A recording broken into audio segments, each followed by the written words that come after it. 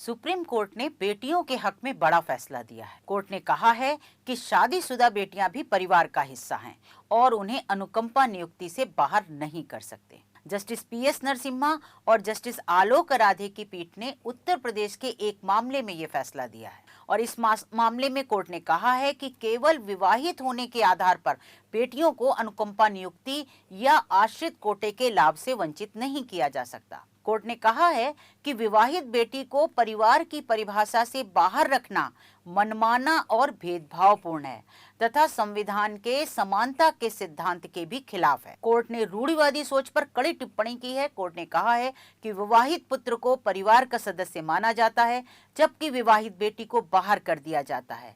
ये भेदभाव उस पुरानी सोच पर आधारित है कि विवाह के बाद बेटी दूसरे परिवार का सदस्य बन जाती है और मायके से उसका संबंध खत्म हो जाता है। कोर्ट ने कहा कि ऐसी धारणा संविधान की समानता और लैंगिक न्याय की भावना के खिलाफ है।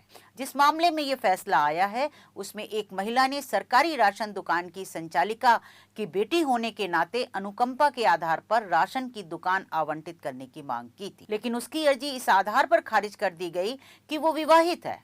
कोर्ट ने कहा कि ये मान लेना कि बेटी शादी के बाद माता पिता के परिवार का हिस्सा नहीं रहती संवैधानिक रूप से स्वीकार्य नहीं है।